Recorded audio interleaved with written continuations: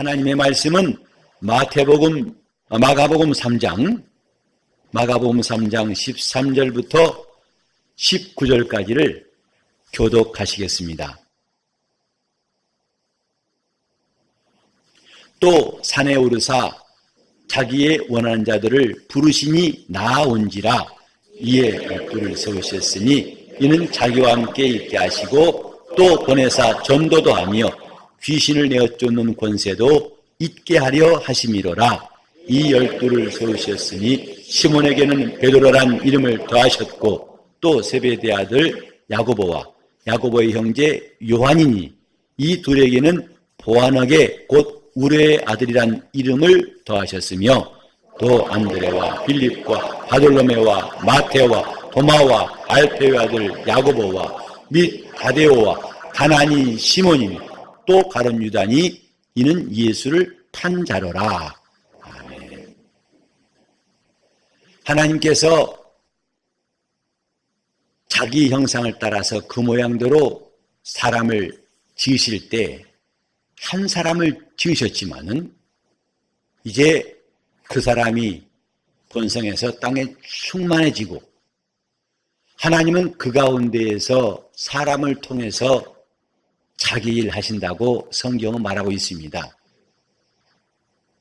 우리가 70억이 넘는 수많은 인류 가운데 하나로 살고 있지만 하나님께서 인류를 대하시는 모습은 군중으로 대하신 것이 아니라 아주 구체적으로 그 사는 곳과 이름과 그의 가정과 그의 삶을 하나님이 접근하신 것을 볼 수가 있습니다. 그래서 신앙은 매우 개인적이라 할 수 있습니다. 함께 예배 드릴지라도 하나님 우리를 단체로 만나시는 것이 아니라 각각 만나주시고 각각 우리가 그분과 사귐이 있는 것입니다. 베드로가 오순절날 설교할 때에도 각각 회개하라. 모임 무리가 수없이 많았지만 각각 회개하고 예수 이름으로 침례를 받고 죄 사함을 받으라. 그리하면 성령을 선물로 받을 것이다. 그랬습니다. 그분과 우리 관계는 각각입니다. 그래서 주님은 나의 목자시다. 시편 23편에도 여호와는 나의 목자시다 그랬어요. 우리 목자가 아니라 나의 목자이시다. 주님과의 관계가 매우 구체적이고 분명한 겁니다. 그래서 영적 생활은 곧 하나님과 사귀는 이 신앙생활은 컴퓨터보다 더 정확하다고 할 수 있습니다. 같이 집에 살더라도 그날에는 어떤 사람은 들림받고 어떤 사람은 남아있을 것이다. 함께 맷돌 갈다가도 함께 있다는 것 때문에 덩달아서 그날에 들림받는 것이 아니라 어떤 사람은 들림받고 어떤 이는 남아있을 것이다. 이렇게 말씀했습니다. 하나님이 사람을 어떻게 대하시는가? 그분은 어떤 분이신가? 이것을 아는 것은 우리가 예수를 믿고 신앙생활하는데 매우 중요한 겁니다. 하나님이 누구신가를 알라. 이 영생 자체가 유일하신 참 하나님과 그의 보내신 자 예수 그리스도를 아는 것이라고 예수 말씀하셨습니다. 오랜 신앙생활을 통해서 우리는 연륜보다 더 중요한 것은 내가 그분을 제대로 알고 있는가? 그분이 과연 누구신 줄을 오해하지 않고 바로 알고 있는가? 이것이 더 중요할 거라 생각합니다. 예수께서 여기 12제자를 부르신 장면을 함께 읽었습니다. 물론 이때 주님 계신 거기에는 12만 있던 것이 아니었습니다. 수많은 사람들이 있었고 주님이 가시는 곳곳마다 거의 예외가 없이 많은 사람들이 몰려들었죠. 바디메오가, 야이로가, 삭개오가 또 빈들에서 주님이 오병이어 베푸실 때에도 수많은 무리가 모여있다는 것을 우리는 다 볼 수 있습니다. 그런데 거기서 주님은 12를 부르시니라. 이것이 오늘 읽은 성경의 내용입니다. 얼마나 그곳에 있었는지 모르겠지만 주님은 분명히 많은 사람 가운데서 12를 부르셨다. 그런데 부르실 때에 그분의 기준이 뭐냐? 자기의 원하는 자라. 자기의 원하는 자를 부르시니라고 말씀했습니다. 하나님이 원하시는 사람. 물론 이런 말은 많이 들어봤겠지만 조금 더 우리는 이 아침에 하나님이 원하시는 게 뭘까? 어떤 사람일까? 이것은 내 영혼을 위해서도 매우 중요한 일입니다. 우리는 종종 자기 입장에서 말할 때가 많고 자기 기준을 놓기 싫을 때가 많습니다. 그래서 내가 원하면 상대방도 원하겠지. 내가 좋아하면 당연히 좋아하겠지. 이렇게 여기다가 뜻밖의 낭패를 당한 일들, 또 당황한 일들도 적지 않습니다. 하물며 신앙생활은 어떻겠습니까? 하나님이 이거 원하실 거야. 이렇게 하실 거야.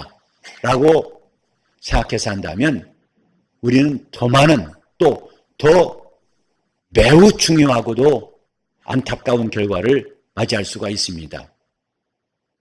이 세상에서 일들은 대부분 다시 하면 돼요. 이 밥시험 떨어지면 어떻습니까? 다시 보면 되죠. 저도 재수를 2번씩이나 했어요. 또 어려움을 당한 일들을 우리는 겪었지만은 다시 일어날 수 있었어요. 그런데 영적 생활은 다시 반복이 안 되는 겁니다.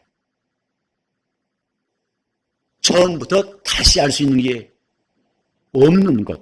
이게 신앙생활이에요.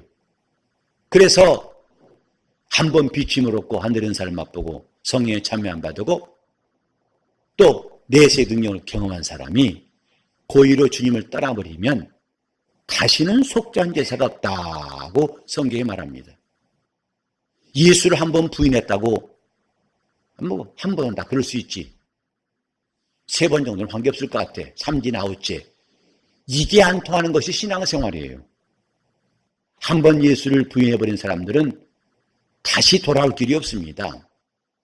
그래서 더더욱이 우리는 하나님이 누구신가에 대해서 그분의 성품에 대해서 잘 알아야 됩니다. 반복하지 않는 것, 이게 신앙생활이라고 저는 생각합니다. 우리는 매주마다 같은 장소에 모여서 거의 같은 순서로 예배드려요.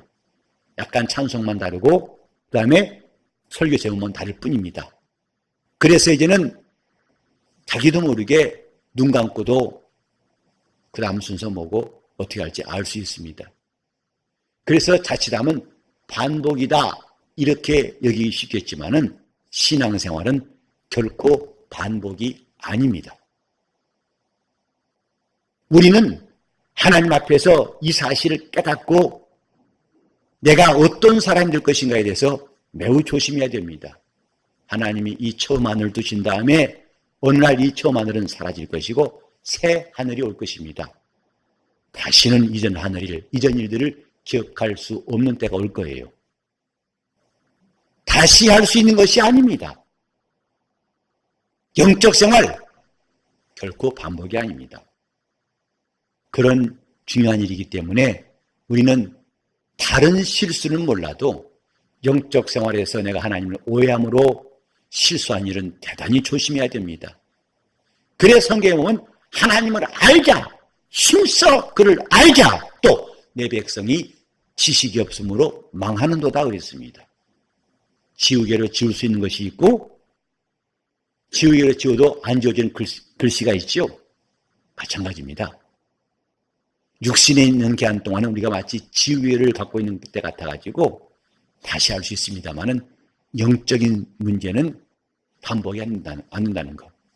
그래서 우리는 하나님이 원하신 게 뭘까? 이걸 생각해 볼 때에 그분이 원하신다 할 때는 반대로 그분이 싫어하시는 것이 있어요.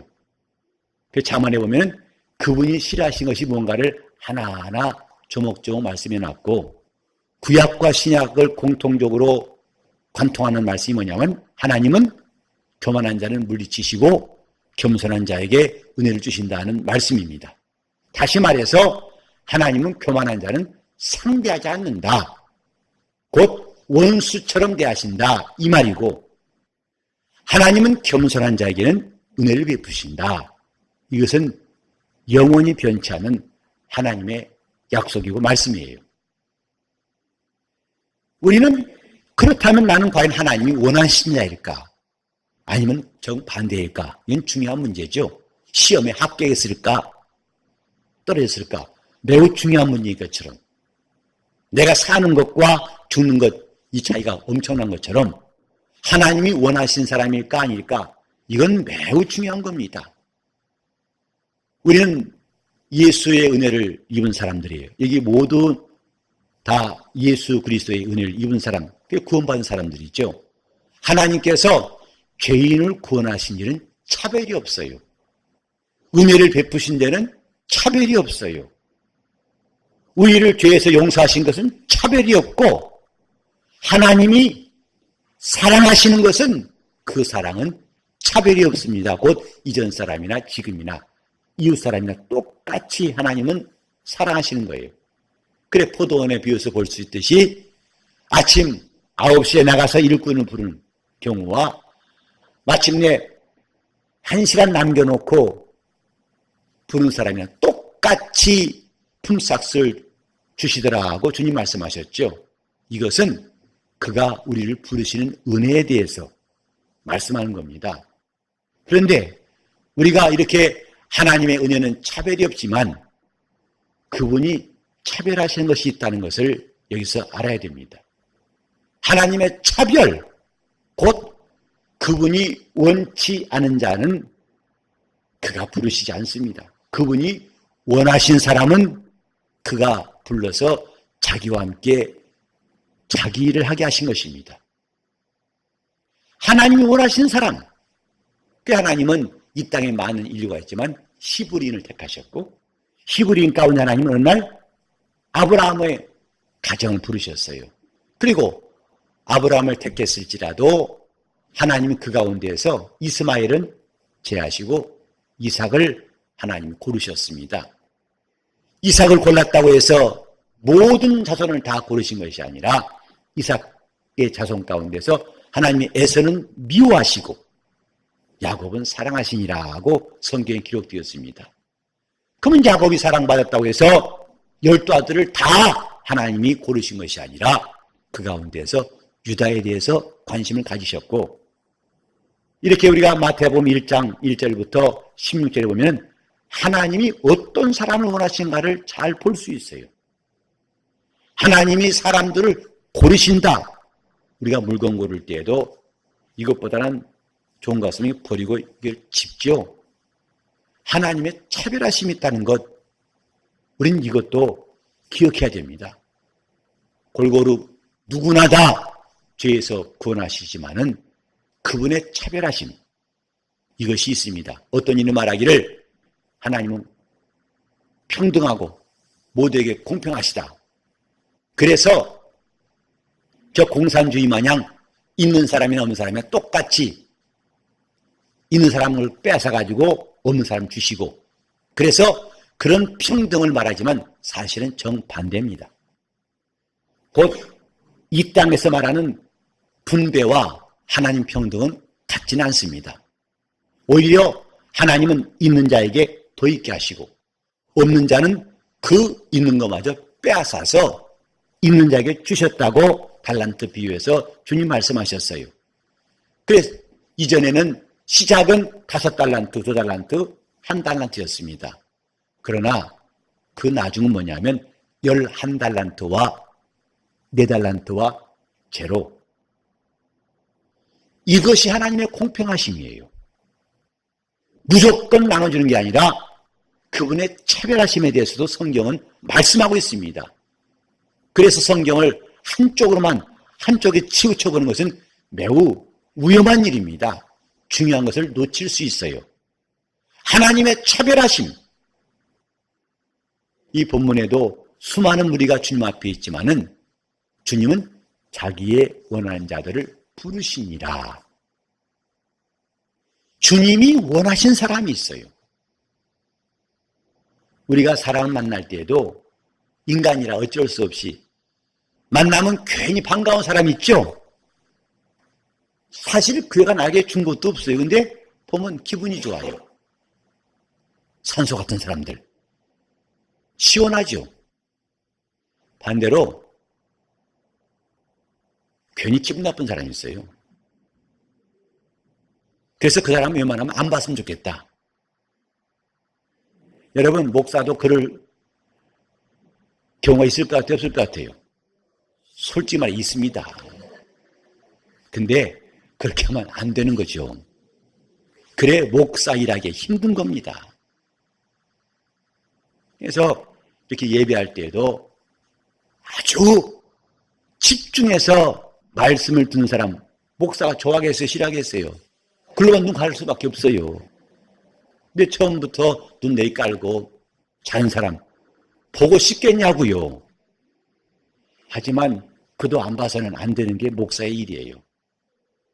그래서 제가 저 뒤에서 악수할 때에도 저는 공평하게 하려고 애를 씁니다. 그랬더니 한 번 어떤 분이 그러더라고요. 자기들끼리 이야기하는데 목사님 나 좋아하시는 것 같아 그러더래요. 왜? 그러니 나하고 왔을 때 손을 꼭 잡아주셨어 그러더래요. 그래서 특별한 의미가 있는 줄 알고 목사님 손을 꼭, 왜냐하면 보통 때는 악수 대충대충 하는 걸 다른 데 봤는데 이 목사는 꼭 잡더래요. 그래서 어머 나 좋아하신갑다 했다는 거죠. 그 말 듣자면 나도 그러던데 그러라는 거죠. 그 저기 실망했다고 그래요. 제가 볼 때에 좀 마음에 든다 해서 꼭 잡고 좀 싫어서 아예 대충 형식적으로 하고 그런 마음들이 사람 속에 다 있습니다. 이것은 하나님께서 어떤 분인가를 우리가 느낄 수 있는 대목이에요. 그분도 싫어하는 사람이 있어요. 악인은 그분이 싫어하시는 겁니다. 죄인은 그분이 싫어하시는 거예요. 그분은 죄를 알지도 못하신 분이고 그래서 처음부터 범죄한 마귀를 하나님이 영원히 심판하시기로 작정하셨어요. 그래서 원수를 미워하시는 거 그분 성품이고 그분의 차별이고 그러나 예수께서 진리 앞에 올라오실 때에 이는 내 사랑하는 아들이라 내 기뻐한 자라 하고 그 기쁨을 이기지 못하신 것도 그분의 성품인데 하나님이 누구를 보시고 기뻐하실까? 우리의 관심사입니다. 하나님께서 사울을 패하시고 임금을 세우시려고 할 때 사무엘 선지자를 이새의 집에 보내셨습니다. 그리고 너는 그의 기름, 내가 말하는 그 사람을 기름 부어라. 왕을 삼으라.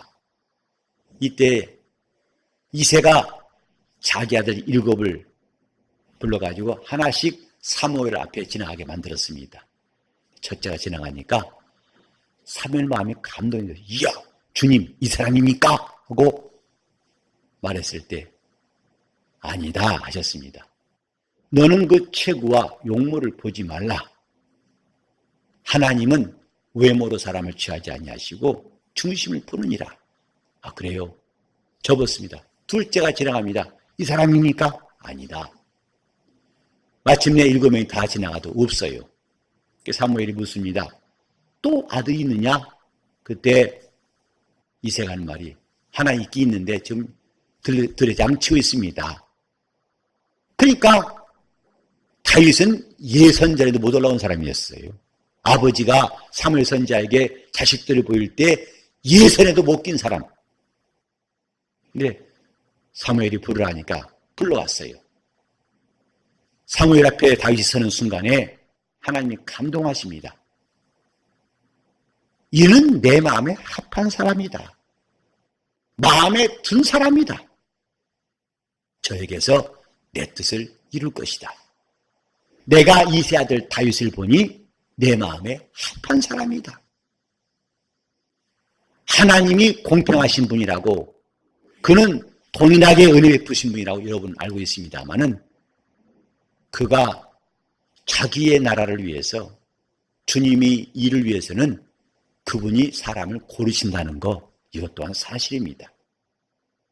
우리가 주 예수의 피로 구원받았으면 이제 이 일에 관심 가져야 돼요. 하나님이 사람을 고르시는 일에 대해서 왜 고르시는가? 어떤 사람 고르시는가? 젊은 남녀가 만났을 때에도 사실 피차간에 만날 확률이 이제 결혼으로 이어지는 경우는 그리 많지 않습니다. 왜? 서로 고르는 기준이 달라요. 그래서 제가 청년들 만날 때마다 어떤 사람 원하냐 그러면 대부분 그래요. 가리는 거 없습니다. 심지어는 목사님이 골라주시면 하겠다는 게 그렇게 무책임한 말 하지 마세요. 마음에도 없는 말 하지 마세요. 심지어는 부모님도 마찬가지예요. 목사님 우리 애 나이 다 됐는데 좀 어디 좋은 적당한 데 있으면 좀 목사님이. 저는 그런 재주가 특별히 없어요. 근데도 어떤 사람 그냥 목사님이시면 딱 그대로 하겠다는 거죠. 안 보겠다는 거죠. 제가 그래서 그런 말 안 믿다가 모처럼 한번 믿었어요. 어떤 분이 아주 담대하게 목사님 내 아들 내 말 잘 듣습니다. 전혀 없습니다. 아니, 사귀는 사람 없습니다. 조건 없습니다. 그리고 자기 아들의 모든 인적 사항을 키는 몇 센치고 무슨 일하고 다 말이고 목사님 눈에 들면 딱입니다. 제가 그걸 믿고 딱 만나게 해주는데 결국은 안 됐어요. 그래서 내가 다시는 이런 용기를 내지 말아야겠다 하고 다짐을 했습니다. 고르는 기준이 달라요. 하나님과 사람의 기준이 다릅니다. 사무엘은 첫째 아들 보고서 와 주님 이 사람이죠? 아니다. 그러나 다윗을 볼 때 내 마음에 합한 자라 내 마음에 든다 하셨습니다. 우리는 이 본문에서도 주님이 자기의 원한 자들을 부르신다 할 때에 어떤 사람인가 궁금하지 않으세요? 기왕 예수 믿었으면 주님이 원하시는 사람 되고 싶지 않습니까? 그리고 주님의 관심사가 되어서 그분이 귀하게 쓰시는 사람 되고 싶지 않습니까? 그분이 원하시는 사람, 한마디로 복 있는 사람입니다. 주님은 복이 없는 사람을 가까이 하시지 않습니다. 그래서 시편에 이런 말씀이 있죠. 바로 복 있는 사람은 악인의 꾀를 쫓지 아니하고 죄인의 길에 서지 아니하고 오만한 자의 자리에 앉지 아니하고 오직 여호와 율법을 즐거워하여 주야로 그 말씀을 묵상한 자로다. 복 있는 사람은 하나님이 뭘 좋아하시고 뭘 싫어하는지를 아는 사람이에요. 그래서 하나님이 싫어하신 것은 자기도 싫어하고 하나님이 좋아하신 것은 자기도 사모한다. 이 말씀이 시편 1편이거든요. 왜? 하나님은 악인을 미워하신다고 그랬어요. 악인의 형통을 그분은 기뻐하지 아니하시고 그래서 죄인이 의인의 회중에 들지 못하고 악인은 마치 바람에 나는 겨와 같아서 그 행사가 다 형통치 못한다. 대저 의인의 길은 여호와께서 인정하시나 악인의 길은 망하리로다. 하나님이 의인의 길은 인정하시고 그들을 붙드시지만은 악인의 길은 하나님이 간섭치 아니하시고 상관치 않으심에 망한다고 말씀했습니다. 하나님이 원하시는 사람은 복 있는 사람이고 의인입니다. 죄인이 아닙니다. 우리가 죄인 되었을 때 우리를 구원하시려고 오셨습니다. 그가 죄인들을 구원하셨어요. 그런다고 해서 그분은 죄인 친화적인 분이 아닙니다. 죄인만 좋아하신 분이 아니라 이 말이죠. 죄인을 구원하신 것은 그분의 긍휼과 은혜입니다. 그러나 그분이 기뻐하시는 것은 거룩한 사람이에요. 복 있는 사람이고 은혜 받은 사람이고 하나님을 가까이 한 사람이고 주님을 진실로 의지한 사람입니다. 우리 하나님이 원하신 사람. 저는 이 본문과 함께 한 주간 말씀 묵상하면서 함께 떠오른 말씀이 곧 그분이 원하신 자가 누굴까 하다가 마태복음 5장 1절 이하의 산상수훈이 기억났어요. 그 말씀도 산에 오르시니까 무리가 나온지라 그들에게 입을 열어서 말씀하신 것. 이게 산상수훈이죠. 여기도 산에 오르사 자기 원하는 자들을 부르시니라 하셨습니다. 주님께서 그들을 부르실 때 그분 눈에 누가 띄었을까요? 뭐가 띄었을까요? 저 잘생긴 영화배우 같은 남자겠습니까? 아니면 덩치 좋은 사람이겠습니까? 복 있는 사람. 누가 복 있는 사람일까? 성경에도 심령이 가난한 자라. 심령이 가난한 자에 대해서 여러 가지 말할 수 있지만 오늘 저는 여러분들에게 욕심이 없는 자라고 말하고 싶어요. 즉 자기 욕심을 내세우지 아니하고 하나님의 열심을 위해서는 아무것도 사용하지 않은 사람. 제가 처음에 교회 개척을 시작할 때 다짐했던 몇 가지 중에 하나가 뭐냐면 인간의 욕심과 하나님의 열심을 구별하자. 그래야 주의 일을 할 수 있겠다 싶었던 겁니다. 내 욕심을 앞세우면 결코 복을 담을 수 없겠다 싶었던 겁니다. 그래서 어떤 분이 저한테 개척은 이렇게 하라고 고민하셨을 때에도 그 고민을 제가 기뻐하지 않았던 것은 이건 사람 방법이고 사람 욕심이라 싶어서 저는 그분의 권고를 따르진 않았습니다. 내 욕심이 있을 때 복은 멀어져요. 하나님의 열심이 있을 때 우리는 하나님께 더 가까이 또 주님의 사랑받고 주님을 따를 수 있습니다. 바울 사도도 말하기를 하나님의 열심을 내노니 무조건 열심이 아니라 하나님의 열심을 내노니 하나님의 열심이 있을 때는 자기 욕심은 저만치 멀리 가 있는 것입니다. 왜? 하나님의 열심과 사람의 욕심은 동행할 수가 없어요. 함께 할 수가 없어요. 하나님의 열심은 사람의 욕심과 상관할 수가 없습니다. 그 주님은 누가 복 있는 사람이냐? 심령이 가난한 사람이다. 곧 우리 주님 앞에서 자기 욕심을 내세우지 아니하고 하나님의 열심을 가지고 일하는 사람. 또 누가 복 있는 사람이냐? 애통하는 사람이다. 울 이유가 뭐냐? 자기 영혼을 보고 우는 겁니다. 왜 영혼을 보고 울어야 되느냐? 우리는 사도 바울의 고백을 통해서 알 수 있어요. 내가 선을 행하기를 원하지만 선을 행할 능력이 내게 없도다. 내 마음으로는 하나님의 법을 섬기지만은 내 육체의 정욕의 법이 나를 죄에게로 끌어오는 걸 보는도다. 이건 불신자의 말이 아닙니다. 사도의 말입니다. 복음을 전하는 사도의 말, 주의 뜻대로 살려고 싶어하는 사도의 고백입니다. 그러나 그것이 하나님의 뜻대로 하고 싶지만 잘 안 되는 현실을 보고 그걸 보고 그는 오라 나는 곤고한 사람이로다. 누가 나를 이 사망의 몸에서 구원할까? 그래서 애통하는 겁니다. 내가 주의 뜻대로 가고 싶지만은 이렇게 잘 되지 않고 이렇게 내 욕심과 내 주장과 내 이론이 나를 막아서는 걸 보고 다른 길이 없어요. 이건 누가 와 고칠 수 있는 일이 아니고 하나님 앞에 애통한 사람만 그 답을 얻을 수 있습니다. 애통한 자는 복이 있나니 저희가 하나님의 위로를 받을 것이며 누가 복 있는 자인가? 온유한 사람이다. 온유한 사람은 그저 마음이 유순한 것, 본래 유순하다는 뜻보다는 원래는 야생마처럼 거칠고 자기 마음대로 산 사람입니다만은 길 들여졌다는 뜻입니다. 주님께 길 들여진 사람이 온유한 사람이에요. 왜? 온유하신 분은 주님밖에 없어요. 혹시 여러분 스스로 자기를 온유하다 생각하시는 분은 섭섭하시겠죠? 그러나 담대히 말합니다마는 온유는 성령의 은사예요. 인간이 갖고 있는 성품 중에 하나가 아니라